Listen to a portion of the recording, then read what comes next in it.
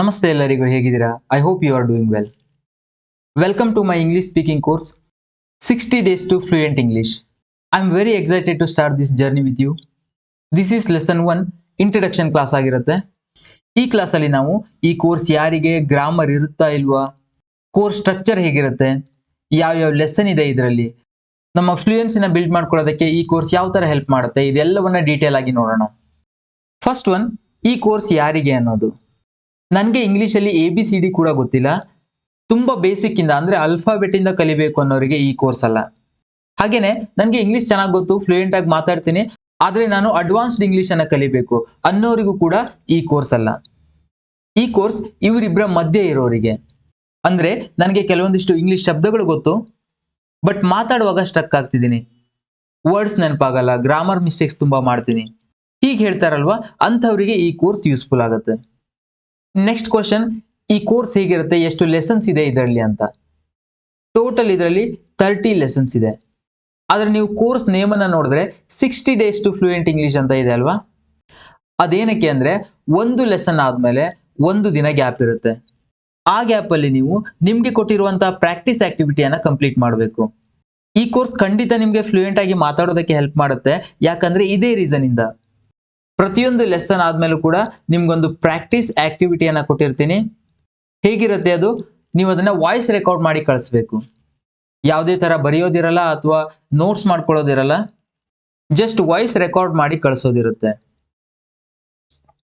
ಒಂದನ್ನ ನೆನ್ಪಿಟ್ಕೊಳ್ಳಿ, ನೀವು ಎಲ್ಲಿವರೆಗೆ ಮಾತಾಡಲ್ವೋ ಅಲ್ಲಿವರೆಗೆ ನೀವು ಇಂತಹ 100 ಕೋರ್ಸ್ಗಳನ್ನ ತಗೊಂಡ್ರು ಕೂಡ ಇಂಗ್ಲಿಷ್ ಅನ್ನ ಕಲಿಯೋದಕ್ಕಾಗಲ್ಲ. ಸೊ ಈ ಕೋರ್ಸ್ನ ಸ್ಪೆಷಾಲಿಟಿ ಅಂದ್ರೆ ಪ್ರಾಕ್ಟೀಸ್ ಆಕ್ಟಿವಿಟಿ. ನೀವೇನ್ ಮಾತಾಡ್ಬೇಕು ಅನ್ನೋದನ್ನು ಕೂಡ ನಾನೇ ಕೊಟ್ಟಿರ್ತೀನಿ, ಅದನ್ನ ಕಲಿಬೇಕು, ವಾಯ್ಸ್ ರೆಕಾರ್ಡ್ ಮಾಡಿ ಕಳಿಸ್ಬೇಕು ಅಷ್ಟೇ. ಅರ್ಥ ಆಯ್ತಲ್ವಾ? It's a purely practical oriented course. Next question ಬಂದು ಗ್ರಾಮರ್ ಇರುತ್ತಾ ಅನ್ನೋದು. ನೋಡಿ, ನಾವು ಕನ್ನಡನ ಹೇಗೆ ಕಲ್ತಿದೀವಿ, ಗ್ರಾಮರ್ನ ಕಲ್ತಿದೀವ ಫಸ್ಟ್? ಇಲ್ಲ, ಯಾವುದೇ ಗ್ರಾಮರ್ನ ಕಲಿದೇನೆ ನಾವು ಫ್ಲೂಯೆಂಟ್ ಆಗಿ ಮಾತಾಡ್ತಾ ಇದೀವಿ. ಇದೀಗ ಸಾಧ್ಯ ಆಗಿದ್ದು ಹೇಗೆ ಅಂದ್ರೆ, ನಮ್ಮ ಸುತ್ತಮುತ್ತ ಇರೋರು ಕನ್ನಡದಲ್ಲೇ ಮಾತಾಡ್ತಾ ಇದ್ರು. ಆದ್ರೆ ಇಲ್ಲಿ ಇಂಗ್ಲಿಷ್ ಅಲ್ಲಿ ಮಾತಾಡೋಕೆ ಅಂತಹ ಎನ್ವಿರಾನ್ಮೆಂಟ್ ಇಲ್ಲ, ಅಂದ್ರೆ ನಮ್ಮ ಸುತ್ತಮುತ್ತ ಇಂಗ್ಲಿಷ್ ಮಾತಾಡೋರಿಲ್ಲ. ಹಾಗಾಗಿ ನಮ್ಗೆ ಅಲ್ಪ ಸ್ವಲ್ಪ ಆದ್ರೂ ಗ್ರಾಮರ್ ಗೊತ್ತಿರಲೇಬೇಕಾಗತ್ತೆ. ಸ್ಪೀಡ್ ಆಗಿ ಮಾತಾಡ್ತಾ ಮಾತಾಡ್ತಾ ಏನೋ ಹೇಳ್ತೀರಾ, ಅದರಲ್ಲಿ ನಾನು ಏನ್ ರಾಂಗ್ ಮಾಡಿದೆ ಅನ್ನೋದು ಗೊತ್ತಾಗಬೇಕಲ್ವಾ, ಅದಕ್ಕಾದ್ರೂ ಕೂಡ ಸ್ವಲ್ಪ ಗ್ರಾಮರ್ ನಾಲೆಜ್ ಇರಬೇಕಾಗತ್ತೆ. ಆಗ ನೀವು ಆ ಮಿಸ್ಟೇಕ್ ಅನ್ನ ಮತ್ತೆ ರಿಪೀಟ್ ಮಾಡಲ್ಲ. ಏನೂ ಗ್ರಾಮರ್ ನಾಲೆಜೇ ಇಲ್ಲ ಅಂದ್ರೆ ಆ ಮಿಸ್ಟೇಕ್ ಅನ್ನ ನೀವು ರಿಪೀಟ್ ಮಾಡ್ತಾ ಇರ್ತೀರಾ. ಒಮ್ಮೆ ಅದೇ ರೂಢಿ ಆಯ್ತು ಅಂದ್ರೆ ಮತ್ತೆ ಅದನ್ನ ಕರೆಕ್ಷನ್ ಮಾಡ್ಕೊಳ್ಳೋದಕ್ಕೆ ಕಷ್ಟ ಆಗುತ್ತೆ.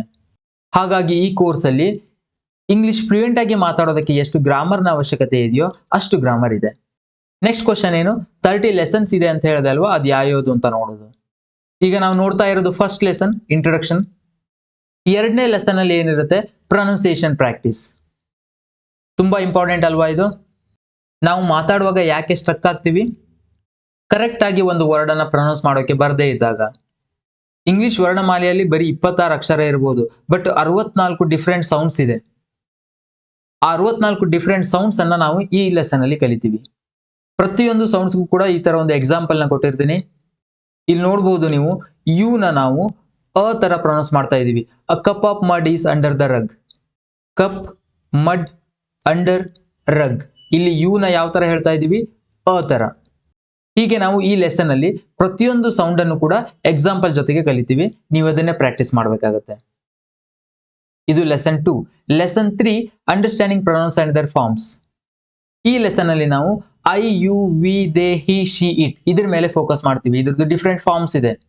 ನಾನು, ನನ್ನ, ನನ್ನದು, ನನಗೆ.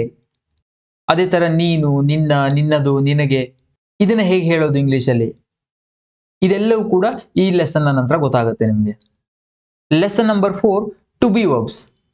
ಇದರಲ್ಲಿ is, am, are, was, were and will be ಇವುಗಳ ಬಗ್ಗೆ ಡೀಟೇಲ್ ಆಗಿ ಕಲಿತೀರಾ. Next lesson number 5, using do, does, did, done, have, has and had. ಇವುಗಳನ್ನ ಯೂಸ್ ಮಾಡುವಾಗ ನಾವು ತುಂಬಾ ಮಿಸ್ಟೇಕ್ ಮಾಡ್ತಾ ಇರ್ತೀವಿ. ಯಾಕಂದ್ರೆ ಅದು ಮೇನ್ ವರ್ಬ್ ಆಗಿ ಕೂಡ ಯೂಸ್ ಆಗುತ್ತೆ, ಕೆಲವೊಮ್ಮೆ ಹೆಲ್ಪಿಂಗ್ ವರ್ಬ್ ಆಗಿ ಕೂಡ ಯೂಸ್ ಆಗುತ್ತೆ. ಸೊ ಇದನ್ನ ಕರೆಕ್ಟ್ ಆಗಿ ಹೇಗೆ ಯೂಸ್ ಮಾಡಬೇಕು ಅನ್ನೋದು ಲೆಸನ್ 5 ಅಲ್ಲಿ ಗೊತ್ತಾಗುತ್ತೆ ನಿಮ್ಗೆ. Next lesson number 6, question words. ಒಟ್ಟು 11 ಕ್ವಶನ್ ವರ್ಡ್ಸ್ ಇದೆ. ಅದ್ರ ಬಗ್ಗೆ ನಿಮ್ಗೆ ಡೀಟೇಲ್ ಆಗಿ ಗೊತ್ತಾಗುತ್ತೆ. ಯಾವಾಗ ಹೌ ಮಚ್ ಹಾಕ್ಬೇಕು, ಯಾವಾಗ ಹೌ ಮೆನಿ ಹಾಕ್ಬೇಕು, ಅದೆಲ್ಲವೂ ಕೂಡ ಈ ಲೆಸನ್ ಅಲ್ಲಿ ಕವರ್ ಆಗಿರುತ್ತೆ. ನೆಕ್ಸ್ಟ್ ಲೆಸನ್ ಬಂದು ಬೇಸಿಕ್ ಸೆಂಟೆನ್ಸಸ್. ಈ ಲೆಸನ್ ತುಂಬಾ ಇಂಪಾರ್ಟೆಂಟ್ ಆಗಿರುತ್ತೆ. ಒಂದು ಸೆಂಟೆನ್ಸ್ ಅನ್ನ 7 ರೀತಿಯಲ್ಲಿ ಹೇಗೆ ಹೇಳ್ಬೋದು ಅನ್ನೋದು. ಪಾಸಿಟಿವ್, ನೆಗೆಟಿವ್, ಇಂಟೆರೋಗೇಟಿವ್, ಅದಾದ್ಮೇಲೆ ಎಸ್ ಆರ್ ನೋದಲ್ಲಿ ಪಾಸಿಟಿವ್ ನೆಗೆಟಿವ್, WH ಅಲ್ಲಿ ಪಾಸಿಟಿವ್ ನೆಗೆಟಿವ್, ಈ ತರ ಒಂದು ಸೆಂಟೆನ್ಸ್ ಅನ್ನ 7 ರೀತಿಯಲ್ಲಿ ಹೇಗೆ ಫಾರ್ಮ್ ಮಾಡ್ಬೋದು ಅನ್ನೋದನ್ನ ನೋಡ್ತೀವಿ. Next lesson number 8 articles. A and the ಇದನ್ನ ಕರೆಕ್ಟ್ ಆಗಿ ಹೇಗೆ ಯೂಸ್ ಮಾಡೋದು, ವಾವೆಲ್ ಸೌಂಡ್ಸ್ ಅನ್ನ ಹೇಗೆ ಈಸಿಯಾಗಿ ನೆನ್ಪಿಟ್ಕೊಳ್ಳೋದು, TH ನ ದ ಅಂತ ಯಾವಾಗ ಹೇಳೋದು, ದಿ ಅಂತ ಯಾವಾಗ ಹೇಳೋದು, ಇದೆಲ್ಲವನ್ನು ಕೂಡ ಡೀಟೇಲ್ ಆಗಿ ಈ ಲೆಸನ್ ಅಲ್ಲಿ ನೋಡ್ತೀವಿ. Next lesson number 9 prepositions. ಇದು ತುಂಬಾ ಇಂಪಾರ್ಟೆಂಟ್ ಅಲ್ವಾ?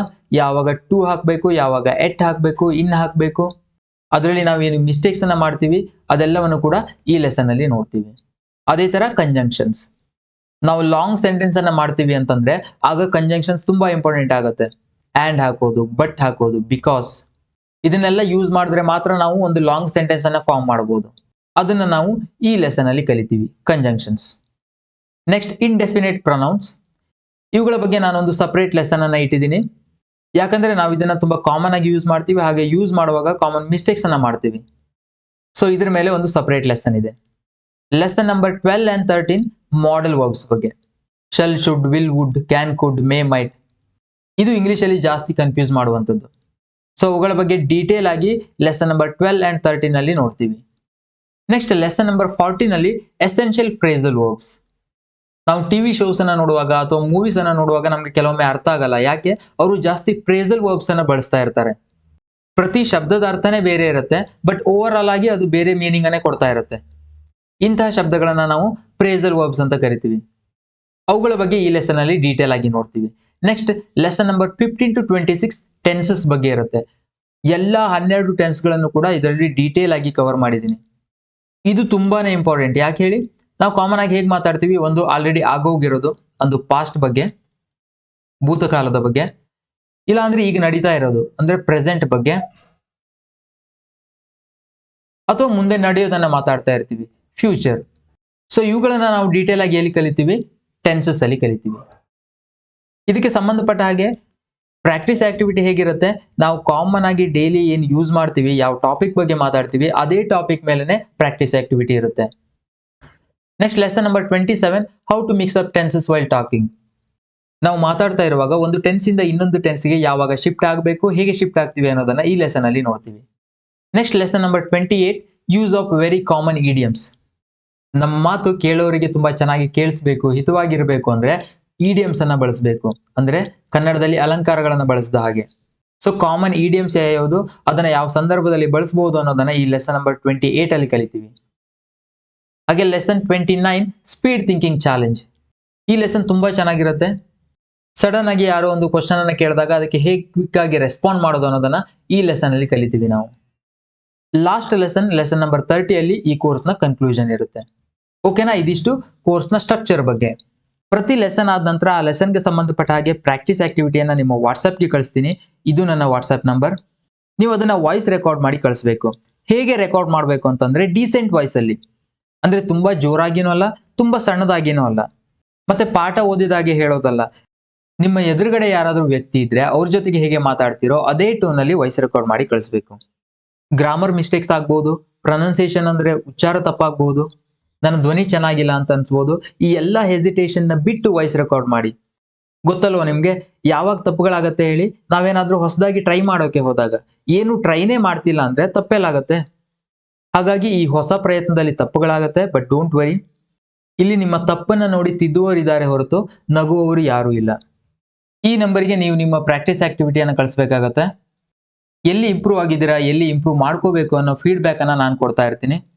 ಈ ಇಂಟ್ರಡಕ್ಷನ್ ಲೆಸನ್ ನ ಮುಗಿಸೋದಕ್ಕೆ ಮುಂಚೆ ಒಂದು ಸಿಂಪಲ್ ಆಗಿರುವಂತಹ ಪ್ರಾಕ್ಟೀಸ್ ಆಕ್ಟಿವಿಟಿಯನ್ನ ಕೊಡ್ತಾ ಇದ್ದೀನಿ ನಿಮ್ಗೆ. ಅದೇನು ಅಂದ್ರೆ ನಿಮ್ಮನ್ನ ನೀವು ಇಂಟ್ರೊಡ್ಯೂಸ್ ಮಾಡ್ಕೋಬೇಕು. ನಿಮ್ಮ ಹೆಸರೇನು, ನೀವೇನ್ ಮಾಡ್ಕೊಂಡಿರೋದು, ಕ್ವಾಲಿಫಿಕೇಶನ್ ಏನಾಗಿರೋದು ನಿಮ್ದು, ಹಾಗೆ ನಿಮ್ಮ ಫ್ಯಾಮಿಲಿ ಬಗ್ಗೆ ಬ್ರೀಫ್ ಆಗಿ ಹೇಳಿ. ಇದೆಲ್ಲವನ್ನ ವಾಯ್ಸ್ ರೆಕಾರ್ಡ್ ಮಾಡಿ ಕಳಿಸಿ. ಕೆಲವರಿಗೆ ಸೆಂಟೆನ್ಸ್ ಫಾರ್ಮ್ ಮಾಡುವಾಗ ಸ್ವಲ್ಪ ಕಷ್ಟ ಆಗ್ಬಹುದು. ಹಾಗಾಗಿ ಇದಕ್ಕೆ ಸಂಬಂಧಪಟ್ಟ ಹಾಗೆ 5-6 ಸ್ಯಾಂಪಲ್ಗಳನ್ನ ನಾನು ನಿಮ್ಗೆ ಕಳಿಸ್ತೀನಿ. ಅದನ್ನ ನೋಡಿಕೊಂಡು ನೀವು ಇವತ್ತಿನ ಪ್ರಾಕ್ಟೀಸ್ ಆಕ್ಟಿವಿಟಿಯನ್ನ ಕಂಪ್ಲೀಟ್ ಮಾಡಿ. ಹಾಗೆಯೇ ಡೆಡಿಕೇಶನ್ ಮತ್ತು ಕನ್ಸಿಸ್ಟೆನ್ಸಿ ಎರಡೂ ಕೂಡ ತುಂಬಾ ಇಂಪಾರ್ಟೆಂಟ್. ಏನೋ ಹೊಸದಾಗಿ ಕೋರ್ಸ್ ಅನ್ನ ತಗೊಂಡಿರೋದಕ್ಕೆ 2 ದಿನ ಜೋಶಲ್ಲಿ ಕ್ಲಾಸ್ ಕೇಳಿ 3ನೇ ದಿನಕ್ಕೆ ಬಿಡೋದಲ್ಲ. ನೆಕ್ಸ್ಟ್ 60 ಡೇಸ್ ಕೂಡ ನೀವು ಕನ್ಸಿಸ್ಟೆಂಟ್ ಆಗಿರಬೇಕು. ನಾನು ಎಷ್ಟು ಡೆಡಿಕೇಶನ್ ಇಂದ ಈ ಕೋರ್ಸ್ ಅನ್ನ ಮಾಡಿದ್ದೀನೋ ಅಷ್ಟೇ ಡೆಡಿಕೇಶನ್ ನ ನೀವು ಕೂಡ ತೋರಿಸಬೇಕು. ಆಗ ಮಾತ್ರ ನಿಮ್ಮ ಮನಿ ಮತ್ತು ಟೈಮ್ ಎರಡೂ ಕೂಡ ವೇಸ್ಟ್ ಆಗಲ್ಲ. ಇಲ್ಲಿಗೆ ಈ ಕ್ಲಾಸ್ನ ಎಂಡ್ ಮಾಡೋಣ. See you in the next lesson. Thank you.